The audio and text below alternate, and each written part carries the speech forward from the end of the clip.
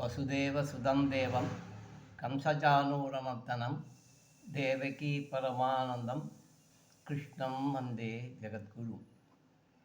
மண்ணில் நல்ல வண்ணம் வாழலாம் வைகலும் எண்ணில் நல்ல கதிக்கு யாதும் ஓர் குறைவில்லை கண்ணில் அகுதுரும் கொழுமல நகர் பெண்ணில் நல்லாளும் பெருந்தகை இருந்தது. எல்லாம் வல்ல அங்கேற்கண்ணியுடனான செந்தமிழ் சொக்கன் திருவருட்கருணையினாலும் இந்த பரந்த பாரத தேசம் முழுவதும் வியாபித்திருக்கின்ற முனிவர்கள், ரிஷிமார்கள், குருமார்கள் நமக்கு பல்வேறு விதமான வழிபாட்டு முறைகளை அருளி செய்திருக்கிறார்கள். அதுவே தேய்பிரை அஷ்டமி பைரவர் பூஜை என்று நமக்கு சொல்லப்பட்டிருக்கிறது. இந்த சிவபெருமானுடைய 64 முகூர்த்தங்களில் பைரவர் என்பவர் நம்முடைய எதிரிகள், நமக்கு இடைஞ்சல் செய்கின்ற நண்பர்கள், இவர்கள் வெளியேறுவதற்காக பூஜை செய்ய ஆரம்ப காலத்திலிருந்து நமக்கு சொல்லப்பட்டிருக்கிறது. எல்லா சிவன் கோயிலினுடைய பாதுகாவலரும் அவர் தான். இந்த பைரவர்கிட்ட சாய் வச்சு தான் சாமி கும்பிடுவாங்க.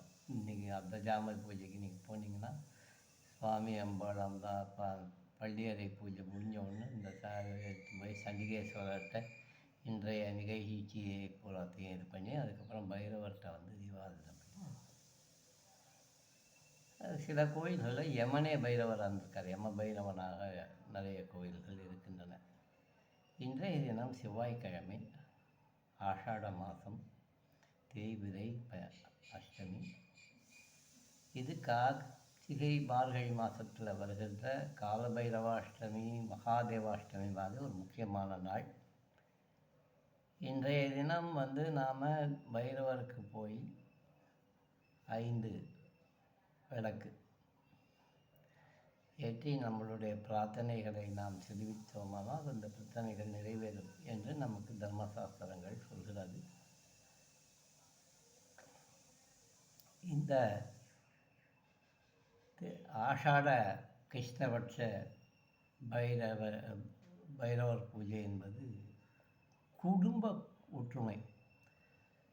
சில பேர் பார்த்திங்கன்னா வீடு கட்டியிருப்பான், சொந்த வீடு, வீட்டுக்குள்ளார போகவே அவனுக்கு பிடிக்காது.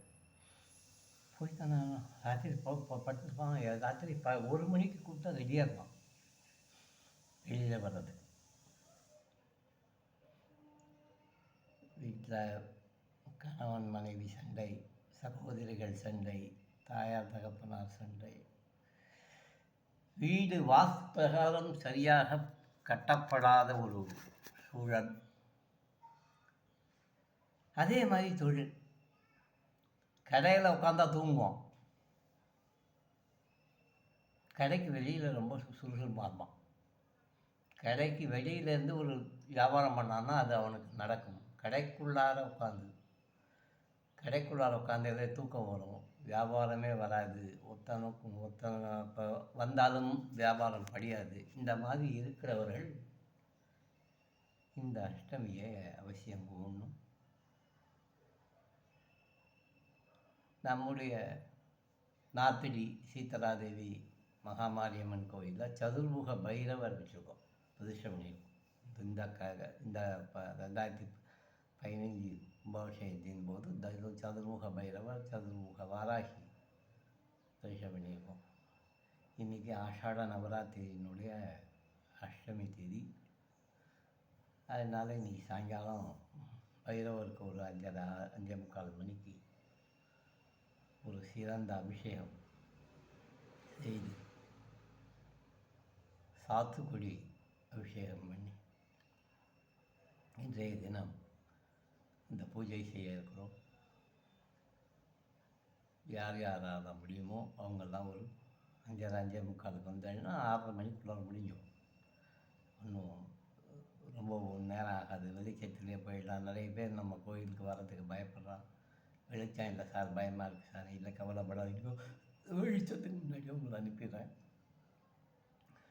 நம்ம கோயிலுக்கு வர முடியாதவர்கள் அருகாமையில் இருக்கிற பைரவர் சன்னதியில் 5 விளக்கு இழுப்பெண்ணெயிலையோ இழுப்பெண்ணெயிலையோ கடுகு எண்ணெயிலையோ போடணும். தேங்காய் எண்ணெயில் கூட போடலாம், நல்லெண்ணெயில் வேண்டாம். நல்லெண்ணெய்னா சனியினுடைய கலப்பு இருக்கும். இன்றைக்கு இன்னைக்கு செவ்வாய்க்கிழமை அஷ்டமிங்கிறது ரொம்ப விசேஷம். அதுவும் செவ்வாய் இன்னைக்கு மேஷத்தில் இருக்குது. கோச்சார ரீதியாக எல்லாருக்கும் நன்மை செய்யக்கூடிய ஒரு பகுதி.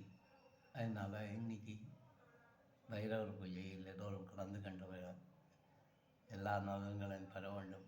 குடும்ப ஒற்றுமை, தொழில் முன்னேற்றம் முதலானவைகள் பெற வேண்டும் என்று எல்லாம் வல்ல சுகந்த குந்தலாம்பாள் தமையர கல்யாண மாத்தூர் பூதேஸ்வரரை பிரார்த்திக்கிறேன். ராம் ராம்.